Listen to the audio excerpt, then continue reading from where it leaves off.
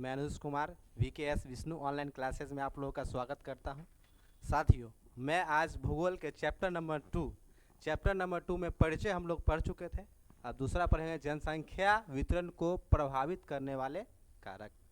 क्या है दूसरा? क्या है? जनसंख्या वितरण को प्रभावित करने वाले कारक। क्या है? भौगोलिक कारक। पहला क्या है? भौगोलिक कारक। भौगोलिक कारक में भी क्या है? जल की उपलब्धता। भौगोलिक कारक में भी क्या है? जल की उपलब्धता। क्या है? जल जीवन का आधार है। जल क्या है? जीवन का आधार है। अतः लोग उन क्षेत्र में बसने को प्राथमिकता देते हैं जहां जल आसानी से उपलब्ध होता है। क्या होता है? लोग उस क्षेत्र में बसने को सबसे प्रथम प्राथमिकता देते हैं, वहां बसने को सोचते हैं जहां जल की उपलब्धता सबसे आसान हो। ठीक है, यही कारण है कि नदी घाटियां विश्व के सबसे सघन बसे हुए क्षेत्र में है। ठीक है, जहां नदी और घाटियां है तो विश्व के सबसे सघन बसे हुए क्षेत्र वही है। ठीक है, क्योंकि पानी की उपलब्धता सबसे अधिक है। दूसरा क्या है? भू आकृति। भू आकृति क्या है? पर्वतीय भागों की तुलना में मैदानी या समतल भागों पर घर का निर्माण, कृषि, सड़क निर्माण एवं उद्योग स्थापित करना आदि काफ़ी सरल होता है, काफ़ी आसान होता है। ठीक है, पर्वतीय भागों की तुलना में समतल या मैदानी भागों पर घर का निर्माण, कृषि, सड़क निर्माण एवं उद्योग स्थापित करना आदि काफ़ी सरल मतलब काफ़ी आसान होता है। इसीलिए समतल भागों पर सघन जनसंख्या पाई जाती है। ठीक है, तीसरा क्या है? जलवायु। जलवायु भी जनसंख्या को अधिक प्रभावित करती है। अत्यधिक गर्म या ठंडे जलवायु क्षेत्र में मानव बसाव के लिए असुविधाजनक होती है। ठीक है, मानव बसाव के लिए जलवायु भी बहुत अधिक प्रभावित करती है। देखिए, अत्यधिक गर्म या ठंडे जलवायु वाले क्षेत्र में मानव बसाव के लिए असुविधाजनक होती है। मानव जो बसते हैं जहाँ ज़्यादा अधिक ठंड हो वहाँ बसने के लिए आदमी नहीं सोचते हैं, मानव नहीं सोचते हैं। जहाँ ज़्यादा गर्म है वहाँ भी सोचने के लिए नहीं बसने के लिए नहीं सोचते हैं। ठीक है, असुविधाजनक होती है, जबकि सुविधाजनक जलवायु वाले क्षेत्र में अधिक जनसंख्या निवास करती है। जहाँ अधिक सुविधा होगी वहाँ जनसंख्या अधिक निवास करेंगे। ठीक है, जलवायु जनसंख्या के वितरण एवं घनत्व को प्रभावित करने वाला सबसे महत्वपूर्ण कारक है। जो जलवायु है जनसंख्या को प्रभावित करने वाला सबसे महत्वपूर्ण कारक है। ठीक है, विश्व में सबसे अधिक जनसंख्या के भाग मानसूनी जलवायु। विश्व के सबसे अधिक जनसंख्या के भाग मानसूनी जलवायु भारत, चीन, बांग्लादेश, जापान। ठीक है, सबसे जो अधिक जनसंख्या भाग है मानसूनी जलवायु में है। मानसूनी जलवायु में सबसे अधिक जनसंख्या है। ठीक है, जैसे देख लेते हैं, उसमें भारत भी आता है, मानसूनी जलवायु है, चीन भी आता है, बांग्लादेश भी आता है और जापान भी आता है। ठीक है, तथा समशीतोष्ण संयुक्त राज्य अमेरिका, पश्चिमी यूरोप जलवायु वाले क्षेत्र है। थार मतलब भारत, सहारा अफ्रीका, कलाहारी दक्षिणी अफ्रीका, अटकामा चिली और ऑस्ट्रेलिया के गर्म मरुस्थलीय भागों में जनसंख्या वितरण अत्यधिक विरल है, मतलब कम है। ठीक है, थार जो भारत में है, ठीक है, और सहारा जो अफ्रीका में है, ये सब क्या है? मरुस्थलीय भाग है जहां जनसंख्या विरल मतलब कम है। ठीक है, जनसंख्या कम है। अति उष्ण तथा अति आर्द्र वनों में कम जनसंख्या निवास करती है। अति उष्ण एवं अति आर्द्र वनों में कम जनसंख्या निवास करती है, जैसे कांगो एवं अमेजन, ये जंगल है, घने जंगल है, वहां कम जनसंख्या निवास करती है। ठीक है, ध्रुवीय प्रदेशों की जलवायु शीत प्रधान होने के कारण वहां जनसंख्या अत्यधिक विरल बसी हुई है।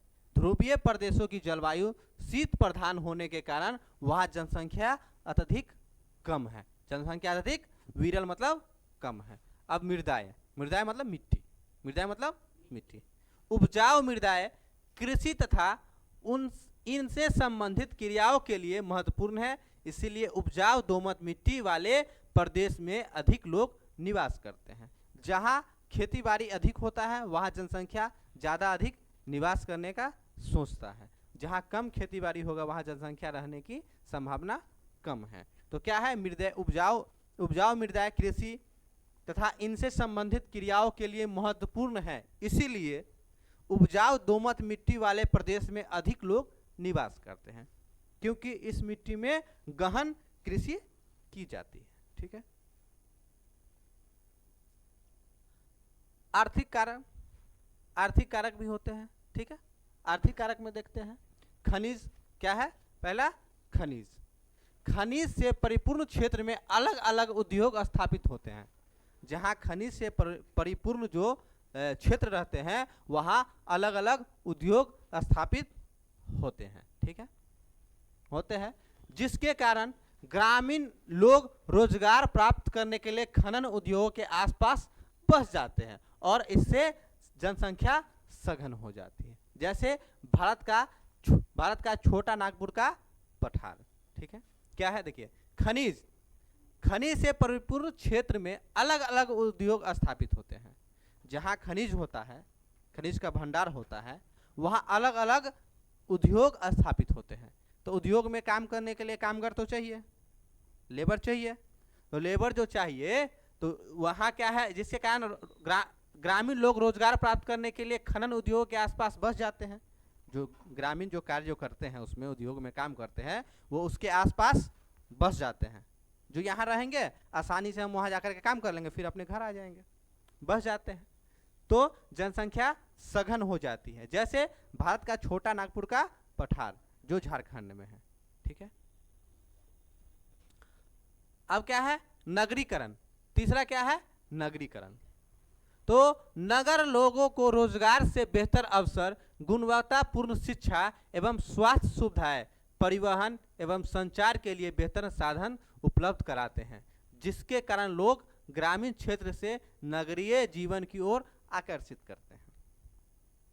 ग्रामीण क्षेत्र और नगरीय क्षेत्र। ग्रामीण क्षेत्र में लोग रहना नहीं चाहता है क्योंकि यहाँ सब सुविधा उपलब्ध नहीं है। नगरीय क्षेत्र में जाने की संभावना अधिक रहता है कि वहाँ सब सुविधा उपलब्ध है। जैसे देख लेते हैं, परिवहन की सुविधा है ना, परिवहन की सुविधा है, संचार की सुविधा है ना, स्वास्थ्य की सुविधाएं है, शिक्षा, गुणवत्तापूर्ण शिक्षा की सुविधा है ना।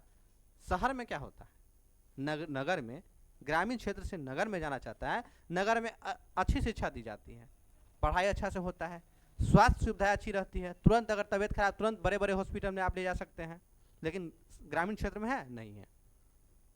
परिवहन की सुविधा है, कहीं भी जाना है तुरंत बस पकड़ ले, तुरंत बस मिल जाएगा या ऑटो मिल जाएगा, कुछ मिल जाएगा, उससे आप जा सकते हैं। ग्रामीण क्षेत्र में ऐसी सुविधा नहीं है। ठीक है, उसके बाद क्या, संचार की सुविधा।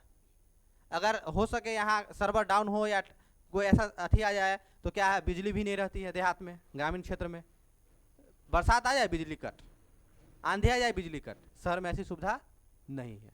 ठीक है, कम मात्रा में बिजली कट होती है। ठीक है, तो क्या है, जिसके कारण लोग ग्रामीण क्षेत्र से नगरीय जीवन की ओर आकर्षित होते हैं। किसी की ओर आकर्षित होना, नगर की ओर आकर्षित होना, क्या कि ग्रामीण क्षेत्र से नगर की ओर जाकर के बस जाना। ठीक है, तीसरा क्या है, औद्योगिकरण। औद्योगिक क्षेत्र व्यापक स्तर पर रोजगार के अवसर उपलब्ध कराते हैं। जो भी औद्योगिक क्षेत्र होते हैं वो क्या है, व्यापक स्तर पर, मतलब बड़े स्तर पर रोजगार के अवसर उपलब्ध कराते हैं। जहाँ उद्योग होगा वहाँ रोजगार होगा, है ना। अगर आपके एरिया में उद्योग कोई लगा तो वहाँ काम करने वाले तो आदमी चाहिए, तो काम करने के लिए आदमी चाहिए तो वहाँ रोजगार है ना।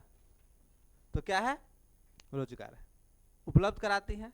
कारखानों के श्रमिक के अलावा परिवहन चालक समझते हो ना, जो गाड़ी उड़ी चलाता है, परिवहन चालक, दुकानदार, बैंक कर्मी, डॉक्टर, अध्यापक तथा अन्य सेवाएं उपलब्ध कराने वाले भी होते हैं। जैसे जापान के कोबो ओसाका प्रदेश, जापान के कोबो ओसाका प्रदेश का नाम है। ठीक है, सामाजिक एवं सांस्कृतिक कारक। सामाजिक एवं सांस्कृतिक कारक। धार्मिक तथा सांस्कृतिक महत्व रखने वाले क्षेत्र अधिक सघन बसे होते हैं, जबकि इसके उलट सामाजिक व राजनीतिक अशांति रखने वाले क्षेत्रों में जनसंख्या घनत्व कम होती है। छोटी सी बात है, धार्मिक तथा सांस्कृतिक महत्व रखने वाले क्षेत्र अधिक सघन बसे होते हैं, ठीक है। उसके विपरीत जहाँ जहाँ धार्मिक और सांस्कृतिक लोग रहते हैं वह जनसंख्या सघन होते हैं, और उसके विपरीत, उसके उलट मतलब विपरीत सामाजिक व राजनीतिक अशांति रखने वाले क्षेत्र में जनसंख्या घनत्व कम होती है। जहाँ अशांति होगी वहाँ जनसंख्या रहना नहीं चाहेगा। जिस गांव में ज़्यादा लड़ाई होता होगा उस गांव में लोग कहता है हम इस गांव में नहीं रहना चाहेंगे, दूसरे गांव चला जाता है। तो जिस क्षेत्र में यदि अशांति होता है उस क्षेत्र में आदमी रहना नहीं चाहता है। जिस क्षेत्र में शांति है वहाँ आदमी और बसना चाहता है कि हमको यहाँ अच्छा लगेगा, ठीक है। ये हो गया दूसरा, छोड़ दीजिए।